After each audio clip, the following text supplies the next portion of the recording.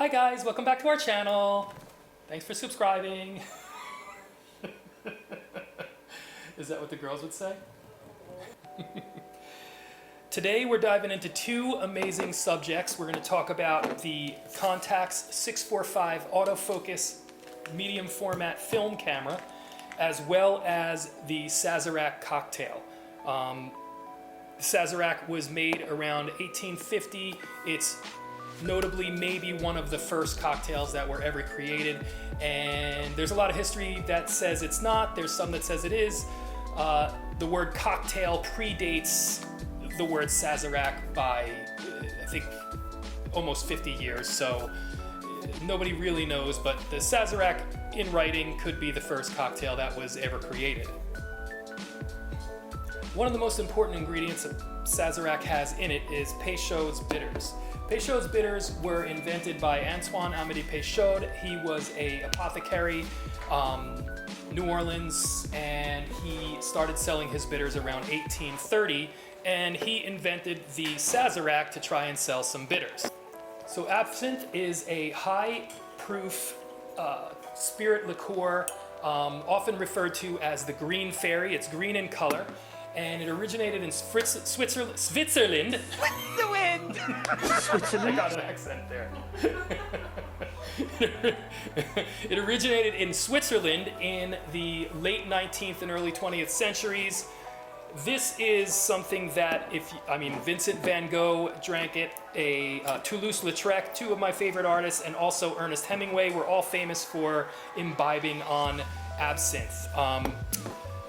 And this drink is something that was invented in New Orleans for people to enjoy it was invented at the Sazerac Coffee House. And back then they would call bars, sometimes they called them coffee houses, which would class it up a little bit, but I don't know, everybody still knew it was a bar. Absinthe's ingredients, they use wormwood, anise, fennel, other herbs and botanicals. It's got a very anise, fennel, black licorice flavor to it, very strong. I actually purchased wormwood. Not wormwood. I didn't purchase wormwood. That would be insane. I purchased absinthe way back in, I think it was, Lavina, was it 2000, right? Yes. I purchased it in 2000. I had to order it in 2000. Lavina dumped it in 2001 because it was very violent, but the absinthe was violent. So before absinthe was actually allowed back in America, it was banned back then, and I had to order it from Czechoslovakia, and it came in a box that was labeled herbal liqueur. That was a lot of fun. But anyway, now it's fully legal, and it is at full strength with all of the original ingredients that were available in the 1830s, 1850s, and that's what they would use in this drink back then. So I'm gonna move the camera aside. I'm gonna grab a chilled old-fashioned glass that I have in the freezer, and I'm gonna grab a mixing glass, and we'll build this cocktail. So let's build our cocktail. This is a Sazerac, and a Sazerac doesn't use ice in the serving glass. It uses ice in the mixing glass, which is why I went ahead and froze both of the glassware today, because I want my cocktail very cold. Most of the time they would start with a sugar cube, and they would douse maybe 3 or 4 dashes of Peychaud's bitters on the sugar cube and kind of mull it on in there and try to get it consistent. I'm going to be a little lazy. I'm going to use simple syrup. This is a 1-to-1 simple syrup. I'm going to use about a half a jigger of simple syrup. To that, I'm going to add 3 or 4 dashes of Peychaud's. I'm going to add 3 ounces of Sazerac Rye. Getting a little generous there. And then we're going to go and add the ice. This is a stirred cocktail. There's no citrus or anything thick in this that needs to be shaken.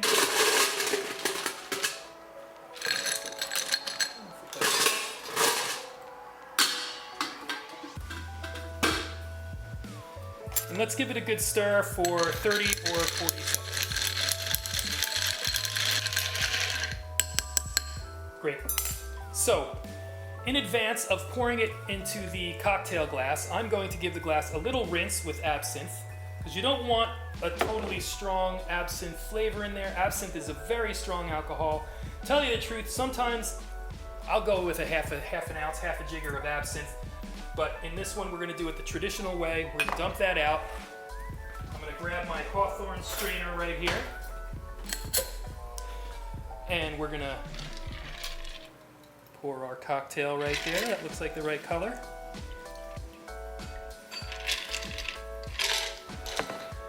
I'm going to give it a little lemon zest here. Whoop. Well, not that one, right? I'm going to give it a little lemon zest right here.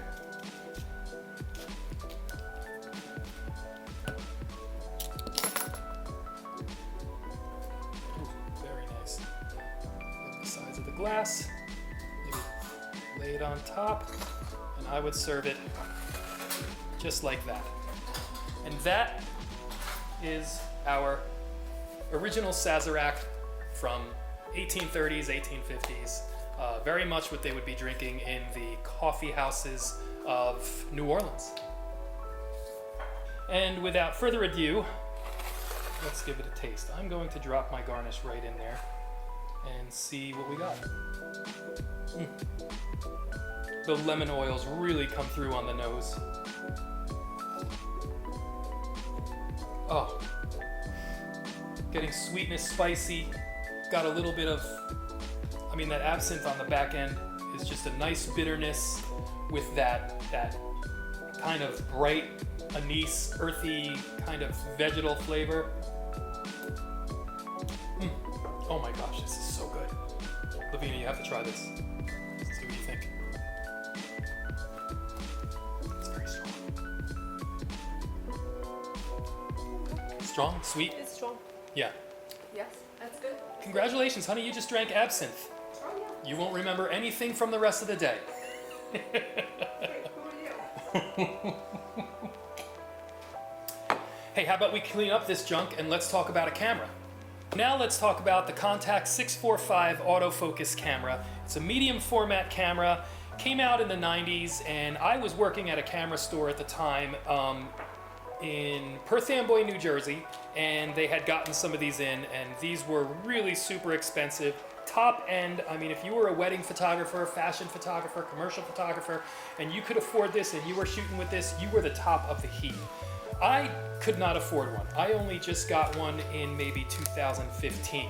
So this camera is made by Contax. It comes with the Carl Zeiss 80mm 2.0 lens.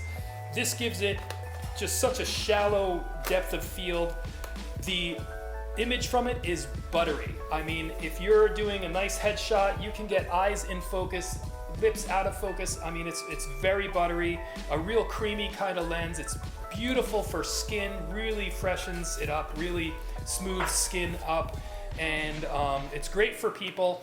And of course, at your tighter f-stops, it's going to be amazing for landscapes, for commercial, for pretty much anything you would use a negative that you need a higher resolution for, because it uses medium format film.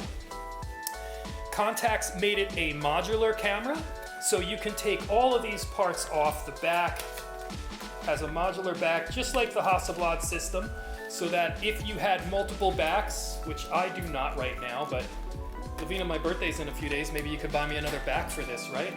So the back is removable, and you can have black and white film in one back, you can have color film in another, maybe you have low speed film, high speed film, all different kinds of things that you can do with this, and this just slips right back on here. The prism comes off, the handle mount right here has the battery in it. The only downfall maybe about this camera right now is that it takes the 2CR5 battery. These are not the easiest batteries to get. You can get them, sometimes a drugstore will have it, but most of the time I carry a bunch of these with me because some of these older cameras like this just really blow through batteries. Of course, it has a built-in meter. You have your ISO, ASA settings. I call it ASA, but you know, to each his own. Right here, it also has a DX coding, so that if you do have DX coded or bar-coded medium format film, it'll read it by itself. I just always just set it to where I want, because sometimes I'm gonna put a 400 speed film in, maybe I'm gonna rate it at 200 and give it a push. This is Tri-X right here, which that's what I would normally sometimes do with Tri-X. I would also do that with Kodak Portra 400. Looks really great when you overexpose at a stop like that. It has single and continuous focusing. It has single and continuous motor drive, so that it's just, you could just kind of blast away. And there's the focus. Not the fastest. I don't think we're going to be shooting horse racing or NASCAR or anything with it, but listen, it's fun to play with. It's a really fun camera to shoot. Why don't we load it up and see how it works? Pop open the back using this button right here. This is the magazine, and there's a spool here. You put the empty spool on this side, and you see right here you could put your film on this side. Now this is a dummy roll. I don't have any film loaded in this roll. It's just a paper backing. And then, gosh, I used to be so fast with loading these backs.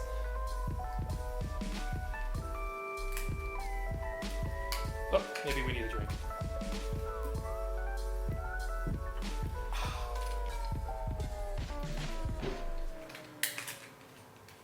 There we go. Load it until you see arrows. There are the arrows right there. Film goes, magazine goes back into the back of the camera. Give it a click, and it loads to number 1, which you see your film counter is right here on the front. Gosh, I used to be so fast at loading these backs. When my dad would have, I would shoot with my dad, shooting weddings in the 80s, and he was using Hasselblad's Rolleiflex Mamiya 645, and he would hand me backs, and I'd have to load them so quick, because you only got 12 to 15 pictures, and then you got to give them a new roll, and we only had so many backs and so many magazines, and that was just a crazy time. And I'm really glad I learned that way under that kind of pressure, because weddings have a lot of pressure, as you can probably understand. So that is this camera, your f-stops and aperture right here. Your shutter speed is right here on this dial. You also have exposure bracketing, over and under exposure control because you have auto aperture, you have auto shutter, or you have full auto in the camera. And this is just, I love using this camera. This is one of my favorite cameras to use. This one, we were blessed to be able to purchase it from a close friend of mine. She was an amazing photographer. Photographs, they're all shot on film. Some of them are on Tri-X, some of them are Ilford XP2, and some of them are on Kodak films. Usually Kodak Pro 400. Not Pro 400. Usually Kodak Portra 400. And I also grabbed a few rolls of Fuji Pro 400H from my buddy Jeff over at Camera Culture in Red Bank. He's got like 50 rolls of that stuff, and that stuff's really cool. I used to shoot that, when we were shooting weddings as film, but I think I like the Portra better. I think the skin tones just come out really magical on it, and, well, you tell me.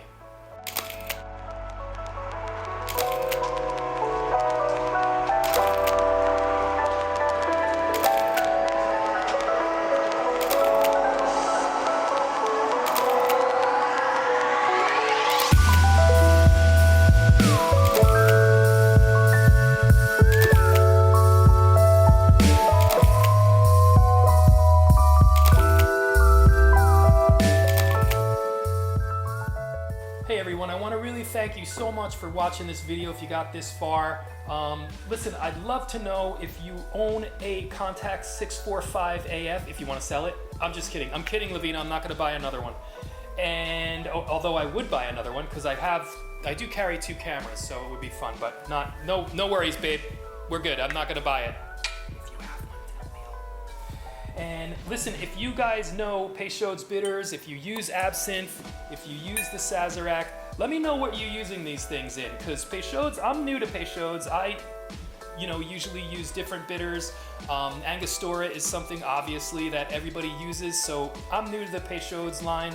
So if you're doing a Manhattan with it, I hear that's great, or a Vieux Carre. Maybe I'm destroying the pronunciation of that, but that's another drink that's made with Peychaud's that supposedly is really fantastic, and maybe I'll do a video on that. If you have any comments, please leave them below. I'd love to know how we're doing. I'd love to know if there's any drinks that you guys want to see, or any cameras maybe that I can get my hands on for you.